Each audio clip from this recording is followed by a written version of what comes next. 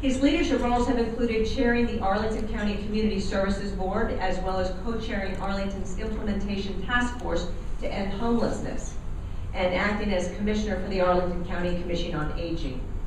If that were enough, he also belongs to numerous organizations and causes. Arlington County Bar Association, Virginia State Bar Association, District of Columbia Bar Association, the ARC of Northern Virginia, CPAS, NAMI Arlington, NAMI Northern Virginia, Friends of Clarendon House, SARA, SARA of Arlington, Equality Virginia, Arlington Gay and Lesbian Alliance, Arlington Special Olympics, Arlington Committee of 100, Leadership Arlington, and Arlington Kiwanis. In his first term, Delegate Hope was recognized as the 2010 Legislator of the Year by both the Virginia Transit Association and the Virginia Academy of Family Physicians, as well as a legislative hero by the Virginia League of Conservation Voters. Additionally, Governor McDonald named Patrick to the Virginia Health Reform Initiative and is the only House Democrat appointed to this bipartisan group. He's doing something right. Very busy man. And you don't get all these awards without actually doing so much. Thank you so much for all your service. The forum is excited and pleased to welcome Delegate Patrick Hope as the keynote speaker for the 2010 Northern Virginia Legislative Breakfast. Ladies and gentlemen, I present Delegate Patrick Hope.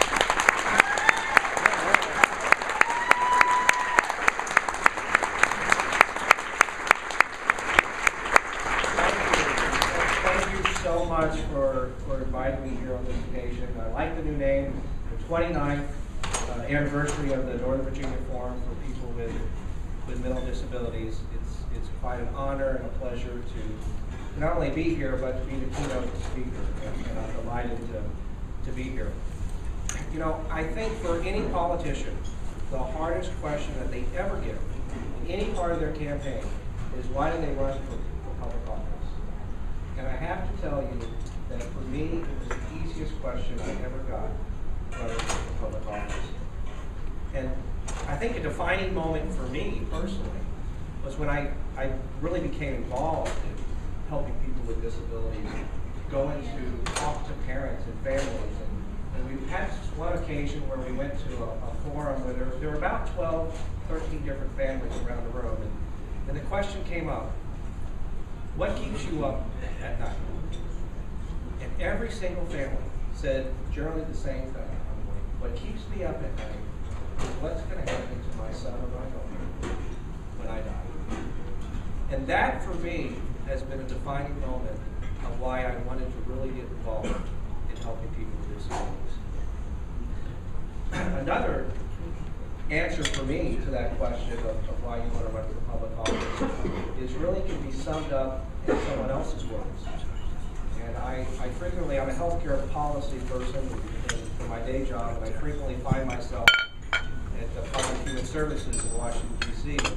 They've named the building in Washington after Hugh Humphrey. When you walk into that building in Washington on Independence Avenue, as soon as you walk in the door, you look to your left, and inscribed on the wall are these famous words that Hugh Humphrey said: "The moral test of government is how that government treats people in the dawn of life, the children, those who are in the twilight of life, our seniors, and those in the shadows of life, the sick, the needy, and the handicapped." And that is, in a nutshell, what the moral test of government ought to be. And we should measure our politicians, our legislators, our government by that measure: how we treat children, how we treat people with our seniors, how we treat people with disabilities, our homeless. And that should be that measure. And to answer that question, those are the reasons why I decided to get involved in politics. Another quote that I think that people use quite frequently was one by Robert Kennedy. He said that, you know, there are those who look at things the way they are and ask why. I dream of things that never were and ask why not. And I guess I like that quote because it really does pit pessimism versus optimism. And you know, with my last name, Hope, I have to be an optimist. For that matter. But ask yourself, do you look at the way things are, or do you look at the way things ought to be and ask why not? I think everyone in this room is an optimist. We know the way things ought to be. We look to other states. We're not making this up. We look to other states and see what other states are doing, what other communities are doing. And we look at that moral test of government and how well we take care of those people. We know that we know how to treat people the way they ought to be treated. Our cause for the Commonwealth is that we provide full treatment and full services for people with disabilities. I'm talking about employment, I'm talking about transportation, I'm talking about housing, and I'm talking about health care. But there are challenges to our cause, and you all know them. There are those that believe that our cause is not a core government service. There are those that believe that, and they're proud of the fact, that just about every single category you can think of in Medicaid funding, we rank 27 to 48, one of the worst in the nation. And there are people that are proud of that. There are also people that defend where we are in Medicaid funding. I recently sat on a panel, and I made people feel very uncomfortable when I said that our ranking in Medicaid funding was a national disgrace. And let me apologize in advance for that. But I don't care if you're Republican, you're Democrat, you're independent, or whatever party affiliation you call yourself. If you defend our 48th ranking, then you should feel uncomfortable, because that is a national disgrace.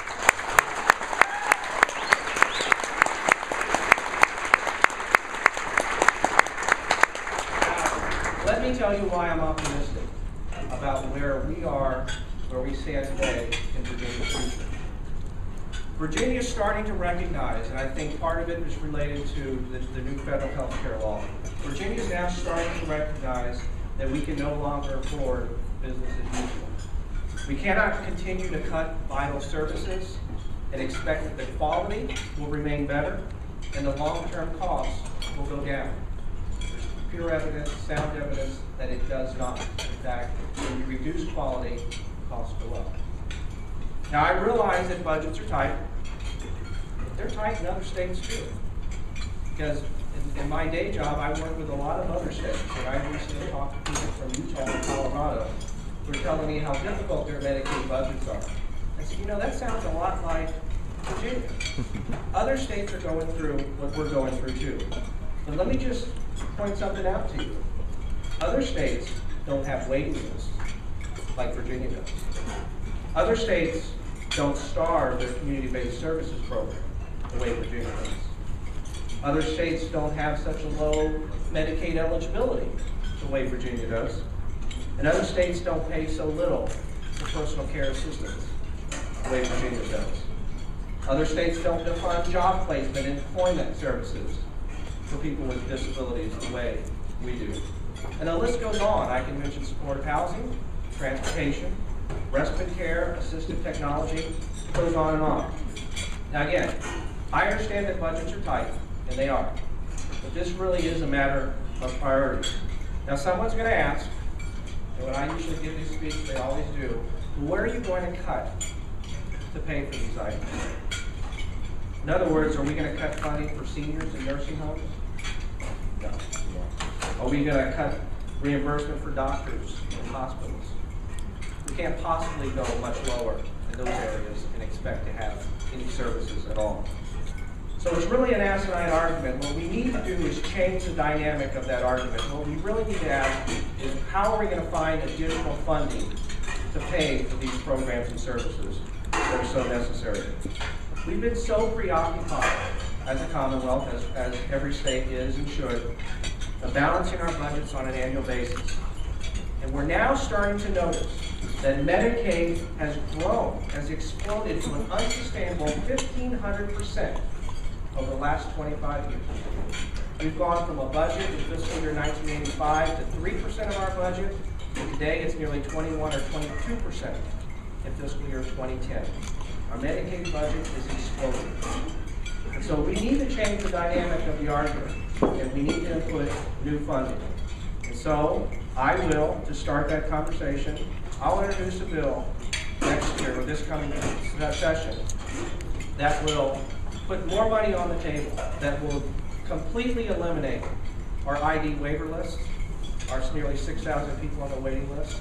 It will start paying our providers and our hospitals more money so that they can continue to operate, continue to see more Medicaid patients. And it'll put more money towards people to stop smoking.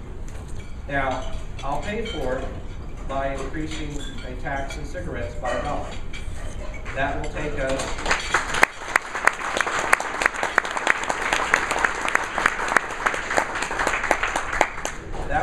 us from 49th in the nation in funding for cigarette tax to about 31, not even half, not even the national average. Now let me give you an example of all these funding problems that we're having with Medicaid, why our budget keeps ballooning and ballooning. Let me make it simplistic for probably everyone in this room that you can understand. Practically every home and every business now purchases fluorescent light bulbs, those little squiggly little curly Q light bulbs. You have them in all of your homes. Now why do you do that? You pay 2 or 3 times more than what it costs for a standard light bulb. You do that because the light bulb will last 10 times longer, right? And it's energy efficient. It'll save you money in the long run.